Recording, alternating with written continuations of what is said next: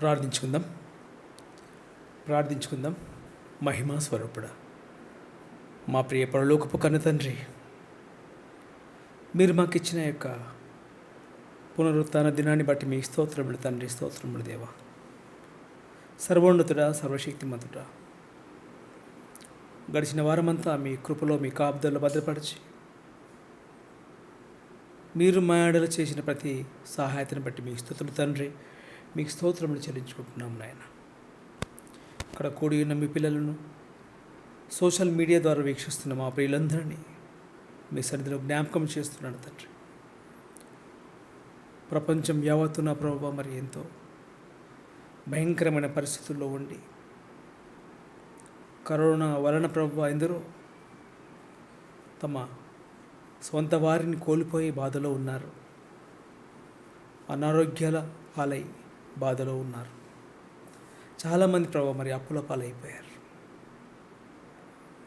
ఇలాంటి ప్రభావ పరిస్థితుల్లో ఉండి మీకు ప్రార్థిస్తున్నాము తండ్రి. ఇలాంటి సమయంలో ప్రభావ మిమ్మల్ని వేడుతూ ఉన్నాం ప్రభావ, కాపాడండి, కృప చూపండి, భద్రపరచండి. ఈ లోకంలో ప్రభావ మేము ఇలా జీవిస్తూ ఉండగా మీకు సాక్షులుగా అనేకులకు మార్గదర్శకులుగా జీవించడానికి సహాయం చేయండి. రోజులు ఏమీ బాగోలేవు తండ్రి, వైరస్ విరుచుకుపడతా ఉంది, కృప చూపండి, మీ పిల్లలను కాపాడండి. మేము ధ్యానం చేస్తున్న ప్రభు అంశం ఎంతో గొప్పది. ప్రతి ఒక్కరితో మాట్లాడండి, ఆత్మీయంగా బలపరచండి. క్రీస్తు ప్రభుపేట ప్రార్థించి అడిగి వేడుకొనుచున్నాం తండ్రి, ఆమెన్. దేవునికి స్తోత్రములు. ప్రభు అయిన యేసుక్రీస్తు వారి అతి పరిశుద్ధమైన నామములో మీ అందరికీ వందనములు, శుభములు తెలియజేస్తున్నాను ప్రియులారా. ప్రపంచం యావత్తు మరి ఆల్మోస్ట్ ఆల్ లాక్డౌన్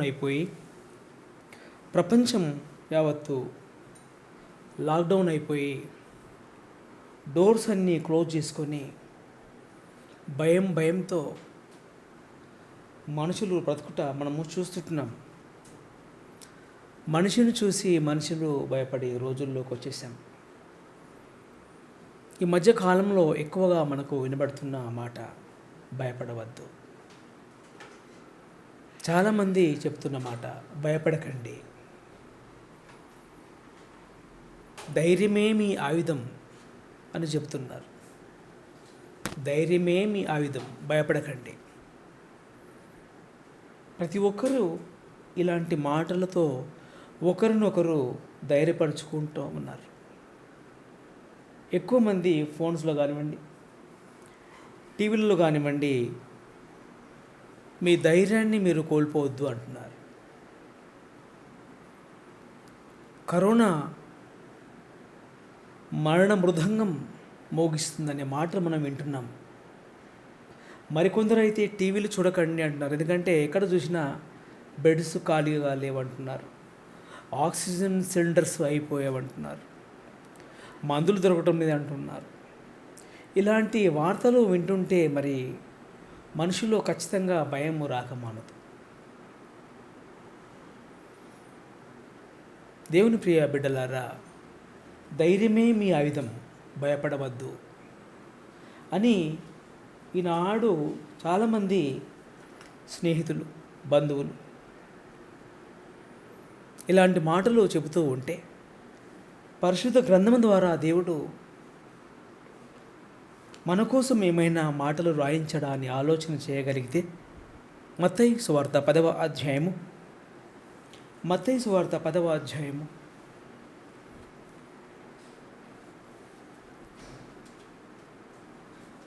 30వ వచనం. Gospel Matthew chapter 10 verse 30. మీ తల వెంట్రుకలన్నీ లెక్కింపబడి ఉన్నవి. యేసుక్రీస్తు ప్రభువు చెప్తున్న మాటలు, మీ తల వెంట్రుకలన్నీ లెక్కింపబడి ఉన్నవి కనుక మీరు భయపడకుడి. యేసుక్రీస్తు చెప్తున్నాడు ఏమని, మీరు భయపడకండి, మీ తల వెంట్రుకలన్నీ లెక్కింపబడి ఉన్నాయట. తల వెంట్రుకలు లెక్కింపబడి ఉన్నాయంటే అర్థమేంటి? మీరు కూడా లెక్కల్లో ఉన్నారు, భయపడకండి. మీరందరూ దేవుడు లెక్కలో ఉన్నారట. మనం ఇంకా సజీవులుగా ఉన్నాం కదా. చాలామంది చనిపోయారు కరోనా ద్వారా, చాలామంది ఇళ్లలో ఒకరిని ఒకరు కోల్పోయారు. ప్రభువు అంటున్నాడు, మీరు భయపడకండి. 28వ వచనం, మరియు ఆత్మను చంపనేరక దేహమునే చంపువారికి ఏమంటున్నాడు ప్రభువు? భయపడకుడి, దేహమునే చంపు. కరోనా ఏం చేస్తుంది చెప్పండి? మహా అయితే దేన్ని చంపుతుంది? కరోనా బాడీని చంపుతుంది. దానికి ఎందుకు భయపడతారు అంటున్నాడు. దేహమునే చంపు వారికి భయపడద్దు, దేహమునే చంపు దానికి భయపడకండి. కరోనా ఏం చేస్తుంది? మహా అయితే దేహమును చంపుతుంది. దేహమును చంపే దేనికైనాను మీరు భయపడకండి అని ప్రభువు ఎంత అద్భుతంగా చెప్తున్నాడు. ఆలోచిద్దాం ఈ మాటను. ఆత్మను చంపదు కరోనా. ఎవరైనా దేన్ని చంపుతారు? మహా అయితే బాడీని చంపుతారు. ఆత్మ శాశ్వతమైనది, ఎప్పటికీ ఉండేది. మీరు భయపడకండి అన్నాడు. ప్రభువు మాటలు మరి ఎవరు అర్థం చేసుకుంటారు చెప్పండి? యేసుక్రీస్తు మాటలు ఎవరైనా అర్థం చేసుకుంటారా? ఏదో సాంప్రదాయంగా బైబిల్ చదువుకుంటూ వెళతారు. నేడు చాలామంది భయపడకండి అంటున్నారు కదా. ప్రభువు సుమారు 2020 సంవత్సరాల క్రితమే చెప్పాడు, మీరు భయపడకండి, భయపడకుడి, మీ తల వెంట్రుకలు కూడా దేవుడు లెక్క పెట్టుకున్నాడు. మీరు భయపడకుడి, మీరు చాలా గొప్పవారు. కరోనా వచ్చిందని ఎందుకు భయపడతా ఉన్నారు? అసలు కరోనా వస్తే ఏమవుతుంది చెప్పండి? డాక్టర్స్ కూడా ఏమంటున్నారు? భయపడద్దు, భయపడితే మీ విల్ పవర్ కోల్పోతారు, ఇమ్యూనిటీ లెవెల్స్ తగ్గిపోతాయి, ఇమ్యూనిటీ లెవెల్స్. కాబట్టి మీరు భయపడకండి అని చెప్తున్నారు డాక్టర్స్ కూడా. డాక్టర్లకే డాక్టర్ అయిన యేసుక్రీస్తు ఏమంటున్నాడు? మీరు ఎందుకు భయపడుతున్నారు? అసలు మీరు దేనికి భయపడాలి? అసలు మనుషులు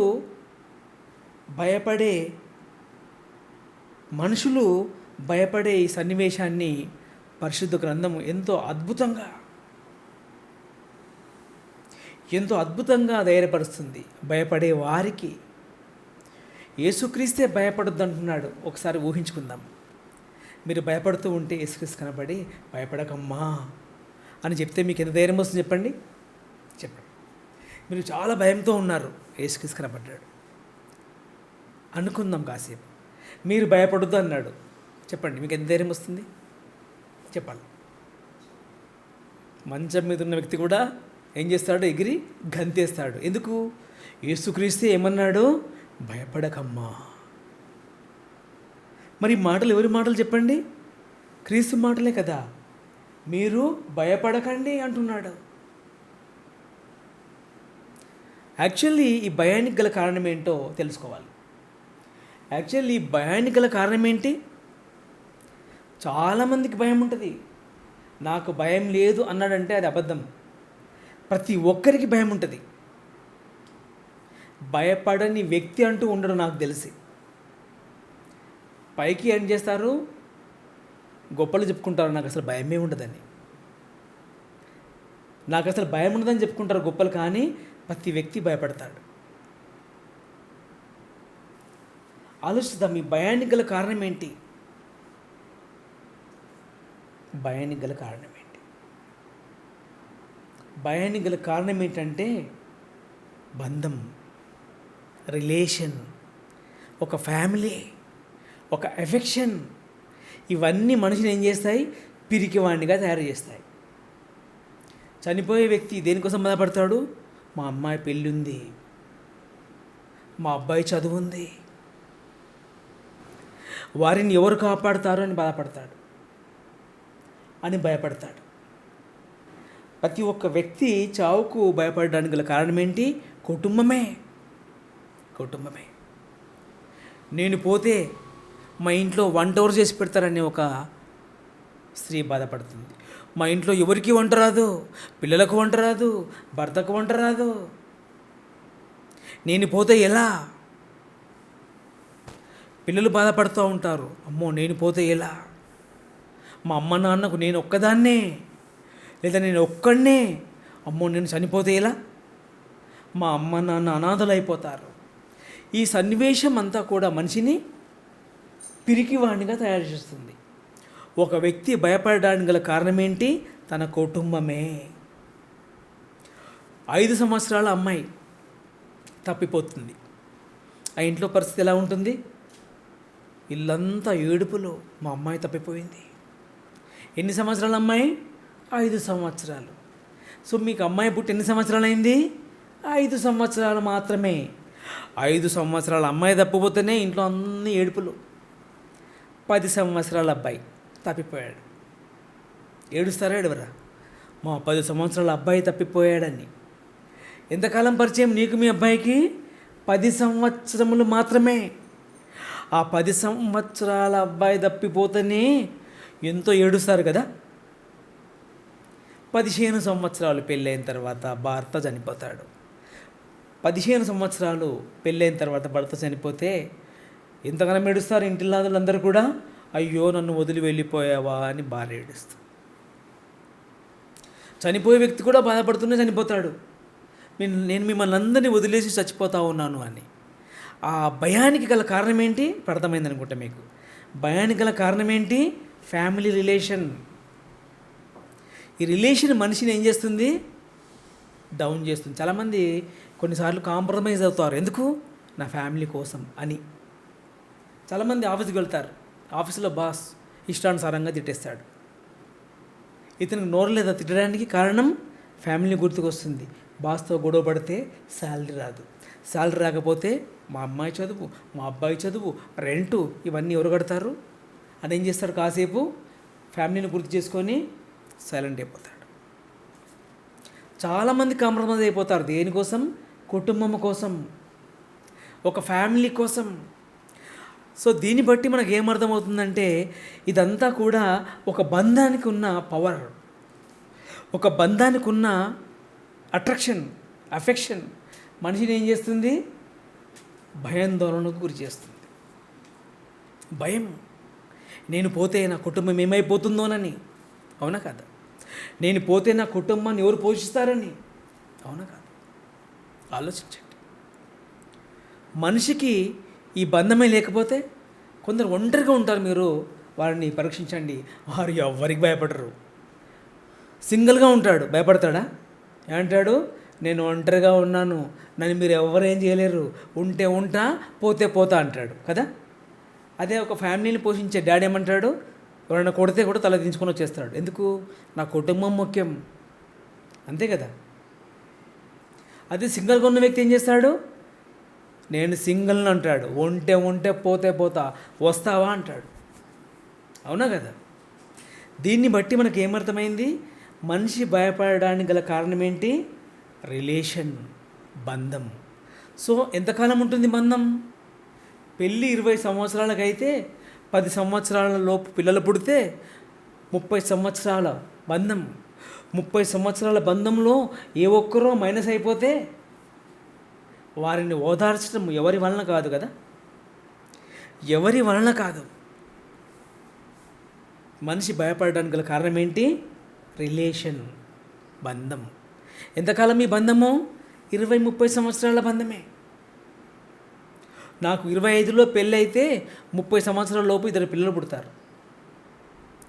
30 నుంచి 40, 50, 20 సంవత్సరంలో మహా అయితే పిల్లలతో బంధం ఎన్ని సంవత్సరాలు ఉంటుంది? 30 సంవత్సరాలు. ఆ 30 years బంధానికి ఏం చేస్తాం? అప్పులు చేస్తాం, కాంప్రమైజ్ అయిపోతాం, వారి కోసం ఎన్నో కలలు కంటాం. అవునా? సో 30 years రిలేషన్ ఉన్న పిల్లల కోసం తల్లిదండ్రులు ఎంత బాధపడతారు, ఎంతో కష్టపడతారు వారి బాగోగులు చూడడానికి. చనిపోవడానికి కూడా ఇష్టపడాడు. ఎందుకంటే మా అమ్మాయి పెళ్ళి ఉంది సార్ అంటాడు, మా అబ్బాయి చదువు ఉంది సార్ అంటాడు. చావంటే అర్థం ఏంటి? అదొక ప్రయాణం.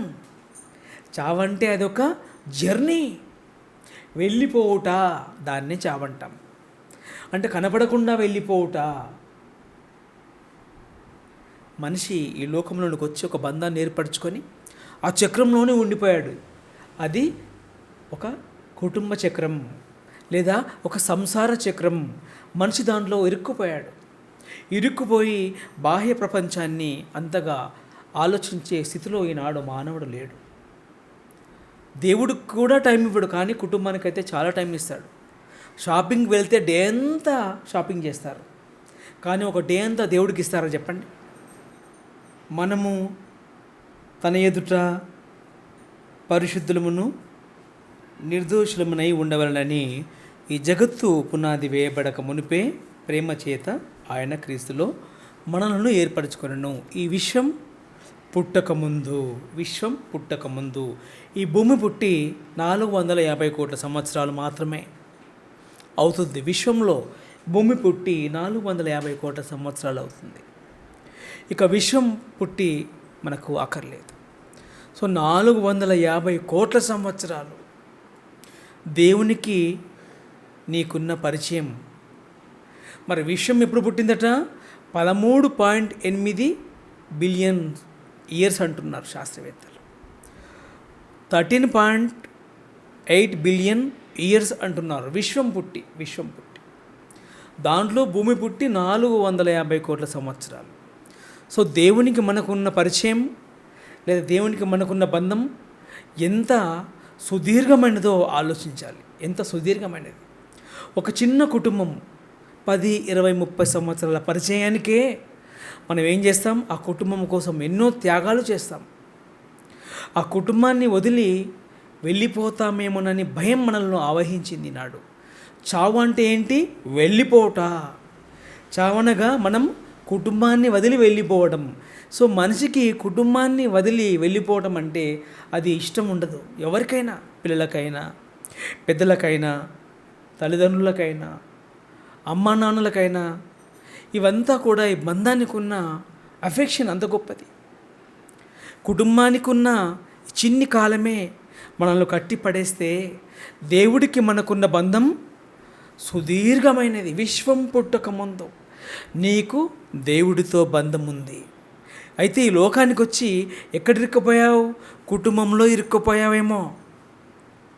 అందుకే ప్రభు అన్నాడు లూకాసు వార్త 14వ అధ్యాయము 25వ వచనం. లూకాసు వార్త 14వ అధ్యాయము 25వ వచనం నేను చదువుతాను.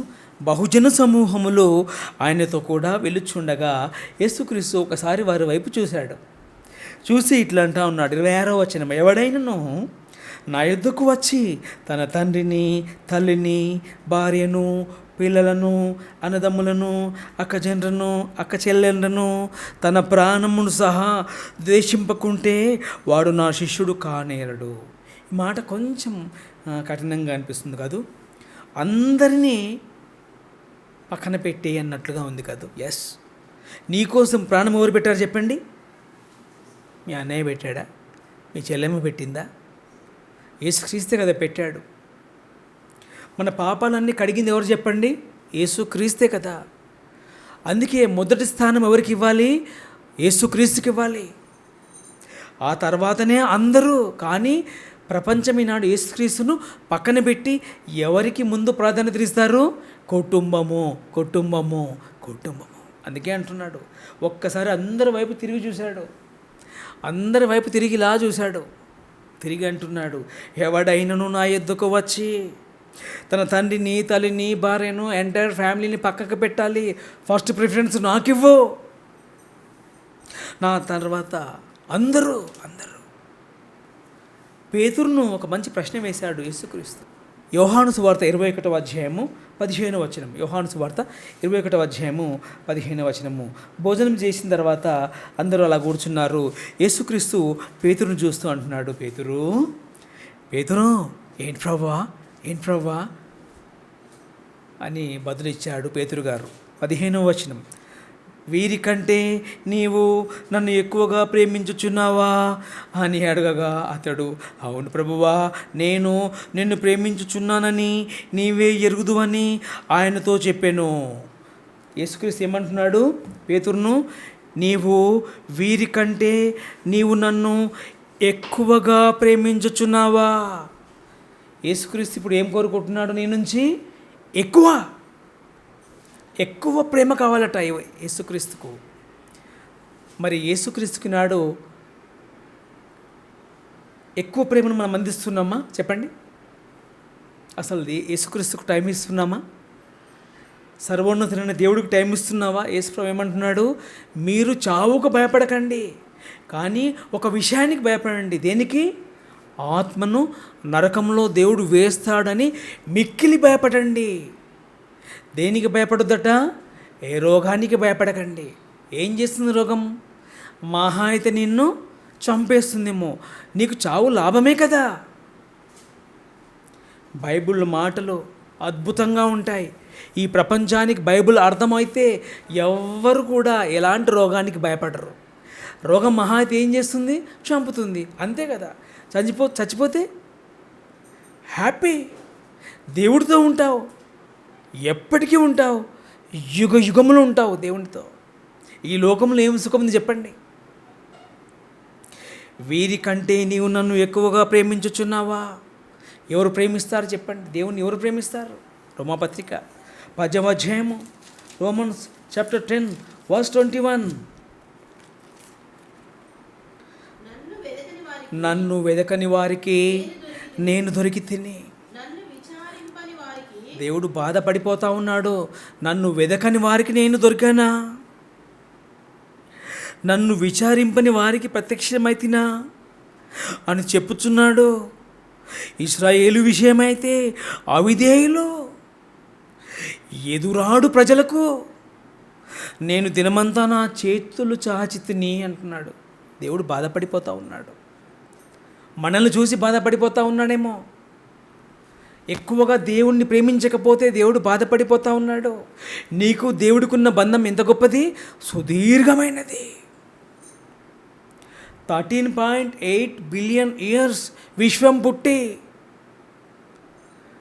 నీ ఫ్యామిలీకి నీకు పరిచయం ఎన్ని సంవత్సరాలు అవుతుంది? మహా అయితే మీ పాప నీకు పరిచయం ఎంతకాలం అవుతుంది? మీ బాబు నీకు పరిచయం ఎంతకాలం అవుతున్నాడు? 10, 20, 30? 10, 20, 30 సంవత్సరాలే కదా.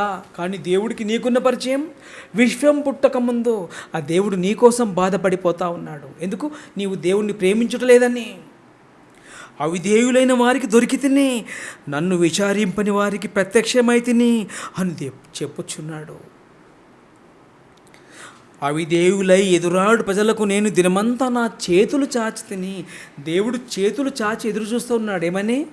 రమ్మని, నన్ను అర్థం చేసుకోండి అంటున్నాడు దేవుడు. కానీ ఎవరు దేవుణ్ణి అర్థం చేసుకుంటారు చెప్పండి? అందుకే ప్రభు ఏమన్నాడు? వారి వైపు ఒకసారి ఇలా చూశాడు. చూసి ఏమంటున్నాడు?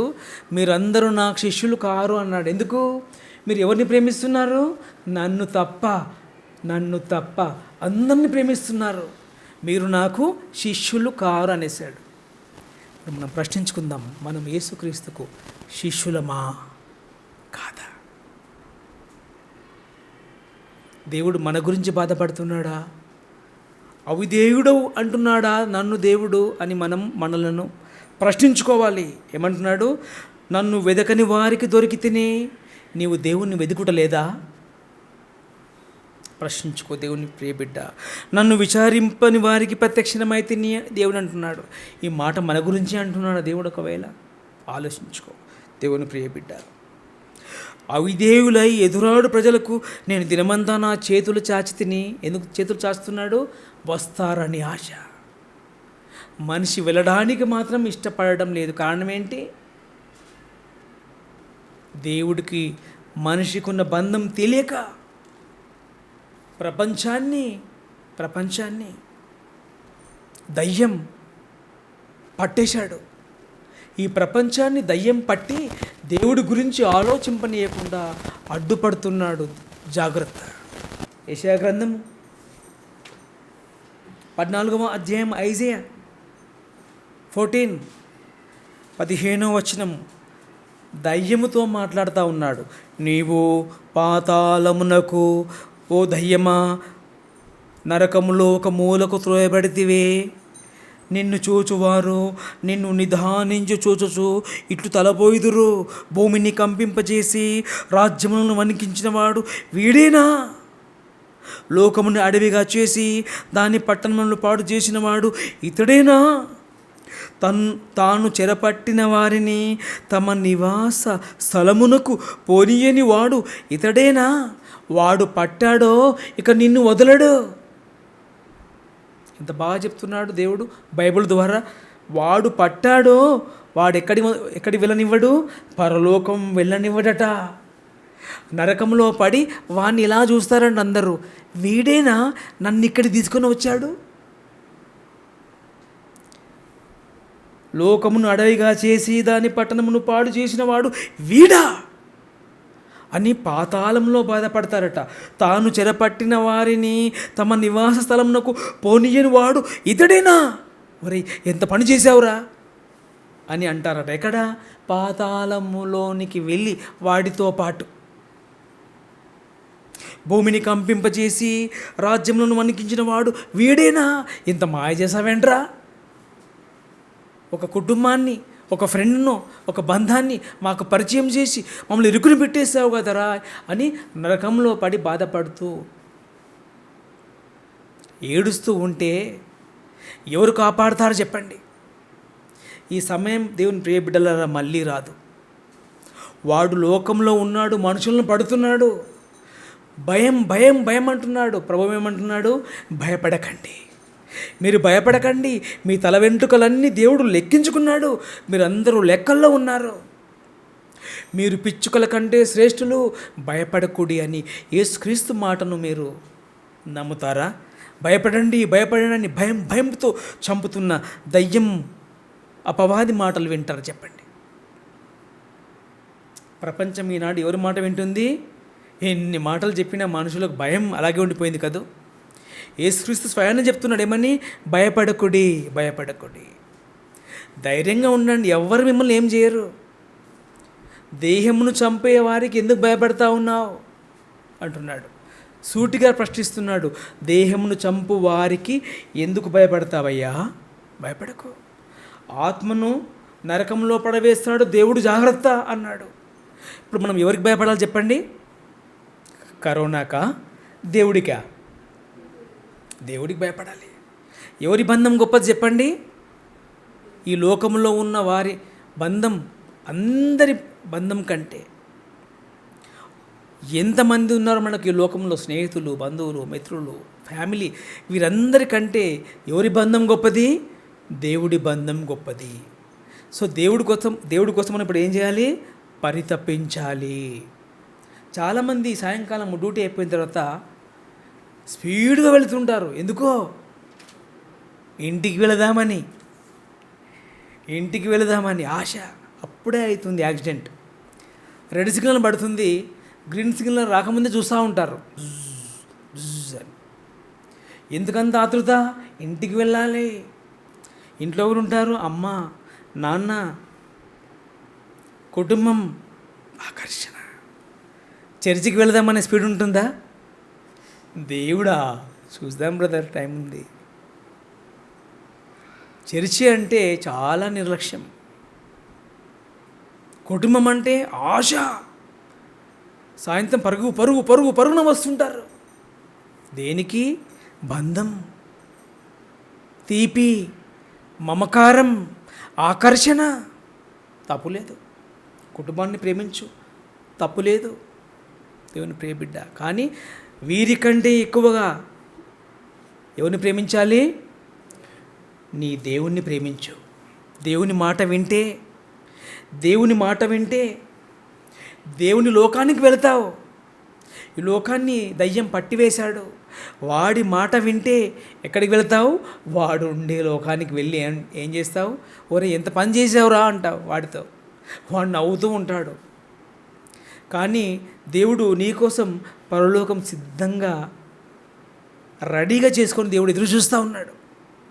తన ప్రియ కుమారుని లోకంలోనికి పంపి ఏమన్నాడు? ప్రయాసపడి భారం మోయిచున్న సమస్త జనులారా రండి అని తన ప్రియ కుమారుడి ద్వారా దేవుడు ఏం చేశాడు? ఇన్విటేషన్ని పంపించాడు. ఇన్విటేషన్ ఏమని? రండి. ఎక్కడికి రండి? పారడైజ్. ఎక్కడికి రండి? హెవెన్. దేవుడు ఆహ్వానించిన లోకం ఏం లోకము? పరలోకము. యేసుక్రీస్తు ఏమంటున్నాడు? ప్రయాసపడి భారం మోయిచున్న సమస్త జనులారా నా యొద్దకు రండి. కానీ అపవాది ఏం చేస్తున్నాడు? మాయ చేస్తున్నాడు. మనుషులు ఈ మాయలోనే ఉండిపోయారు. అందుకనే చాలా భయంతో ఉంటున్నారు ఈనాడు.